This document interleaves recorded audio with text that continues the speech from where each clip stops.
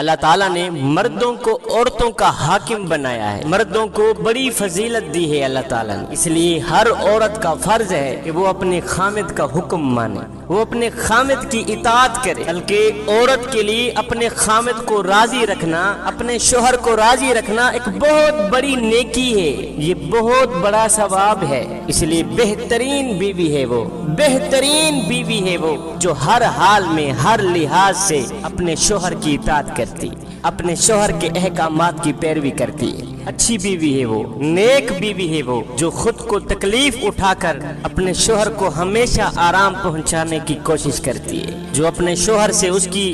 آمدنی سے زیادہ مطالبہ نہ کرے اور جو مل جائے اس پر ہی صبر کر کے وقت گزارے، زندگی گزارے، ایسی بیوی بہترین بیوی، نیک بیوی کی، بہترین بیوی کی سب سے بڑی علامت یہ ہے کہ جو اللہ رزق پہنچا دے اس پر راضی ہو جائے، اپنے شوہر سے زیادہ پیسوں کا مطالبہ نہ کرے، زیادہ ضرورتوں کا مطالبہ نہ کرے، وہ بہترین بیوی ہے، وہ نیک سیرت بیوی ہے جو اپنے شوہر کے سوا کسی اجنبی پر نگاہ نہ ڈالے اور کسی غیر مرد کی نگاہ کو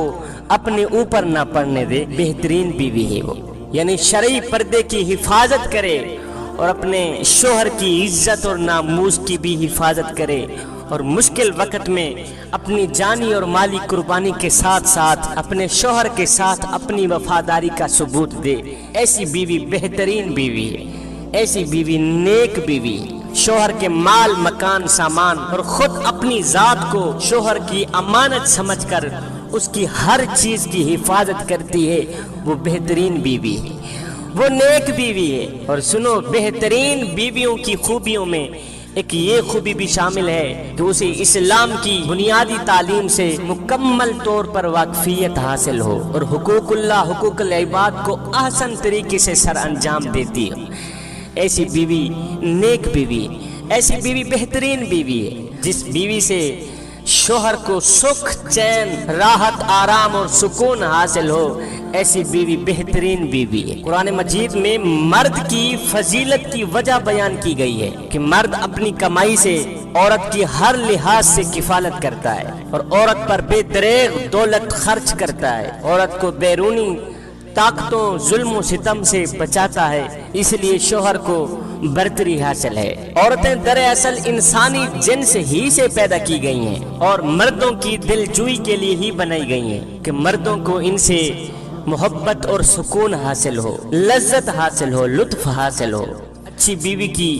خوبیوں اور خصوصیات کے متعلق میرے حضور علیہ السلام نے ارشاد فرمایا کہ جو عورت اس حال میں مری ہو کہ اس کا شوہر اس پہ راضی تھا، اس کا شوہر اس پہ خوش تھا، تو پکا یقین کر لینا وہ عورت جنتی ہی جنتی ہے۔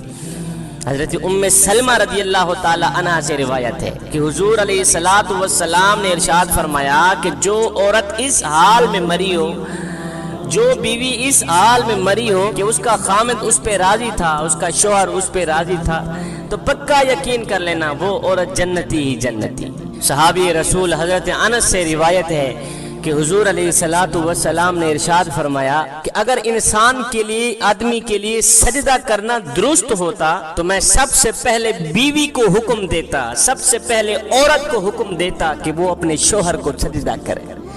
وہ اپنے خامد کو سجدہ کرے۔ کہ بیوی کا شوہر کے ذمے بہت بڑا حق ہے۔ حضرت ابو ہریرہ رضی اللہ تعالی عنہ سے روایت ہے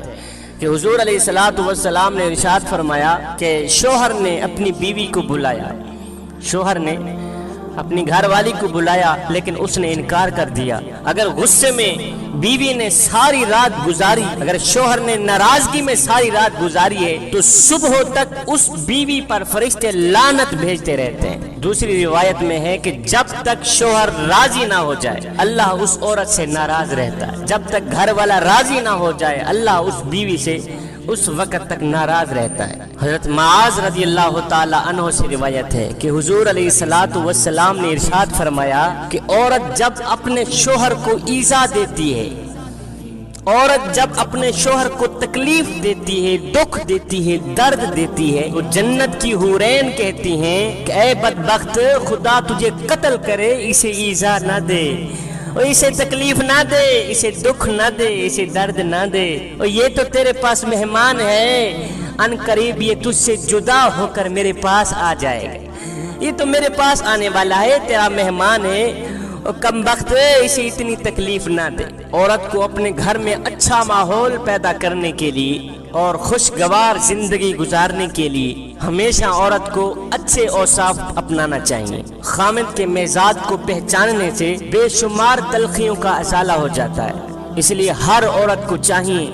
हर खातून को चाहिए कि वो अपने शोहर के मिजाज को पहचाने कि उसके शोहर को क्या क्या चीजें पसंद हैं, उसका शोहर कौन कौन सी चीजें पसंद करता है, कौन कौन सी बातों से वो राजी होता है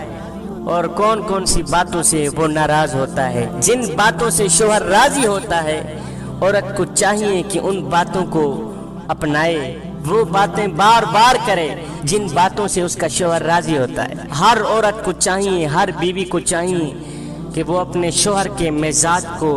पहचाने। खूब अच्छी तरह शोहर का मिजाज पहचान लेने के बाद औरत पर लाजिम है, बीवी पर लाजिम है कि वो अपना हर काम शोहर के मिजाज के मुताबिक ही करे। हाँ, शोहर का तर्ज अमल, उसका तरीकाकार सही हो या गलत हो, लेकिन बीवी को चाहिए कि वो अपना हर काम उस अंदाज से करे जो अंदाज उसके शोहर को पसंद है। अच्छी औरत की, अच्छी बीवी की एक खूबी ये भी है कि वो हमेशा ताने से इज्तिनाब करती है, इसलिए कि शोहर को कभी भी जली कटी बातें ना सुनाए और ना कभी उसके सामने चिल्ला चिल्ला कर गुस्से में बोले और ना ही उसकी बातों का कोई कड़वा जवाब दे, ना कभी उसको ताना दे, ना कभी उसको कोसने दे और ना उसकी लाई हुई चीजों में ऐब निकाले और ना शोहर के मकान, शोहर के सामान को हकीर समझे। शोहर के माँ बाप, शोहर के भाई बहन या उसकी शक्ल सूरत के बारे में कोई ऐसी बात कहे जिससे शोहर के दिल में ठेस पहुंचे। अच्छी और नेक बीवी को ऐसा हरगिज़ नहीं करना चाहिए, शोहर के दिल को ठेस नहीं पहुंचानी चाहिए। शोहर जिस हाल में राजी रहे, नेक बीवी, अच्छी बीवी को भी उस हाल में राजी रहना चाहिए। और जो औरत अपने शोहर के दिल को हर वक्त ठेस पहुंचाती रहती है, ये छोटी छोटी बातों पर शोहर का दिल दुख जाता है, शोहर का दिल टूट जाता है। जब दिल टूट जाता है फिर आहिस्ता आहिस्ता दिल में नफरतें पैदा होने लग जाती हैं, जिनका अंजाम लड़ाई झगड़े के सिवा कुछ नहीं होता। यहाँ तक कि मियाँ बीवी में एक जबरदस्त बिगाड़ पैदा हो जाता है। जब बिगाड़ पैदा हो जाता है तो फिर उसका नतीजा ये निकलता है या तो तलाक की नौबत आ जाती है या बीवी अपने मेके बैठे रहने पे मजबूर हो जाती है। अगर शोहर को औरत की किसी बात पर गुस्सा आ जाए तो बीवी को चाहिए, औरत पर लाजिम है कि उस वक्त खामोश रहे, खामोशी इख्तियार करे। उस वक्त बीवी हरगिज कोई ऐसी बात ना बोले जिससे शोहर का गुस्सा और ज्यादा बढ़ जाए। अगर औरत की तरफ से, बीवी की तरफ से कोई कसूर हो जाए तो शोहर गुस्से में आकर औरत को बुरा भला कह दे, बुरा भला कहकर खुद नाराज हो जाए, तो औरत को चाहिए, बीवी को चाहिए मुंह बनाकर ना बैठ जाए, बल्कि औरत को चाहिए कि फौरन ही आजिज़ी और खुशामद करके शोहर से माफी मांग लेनी चाहिए।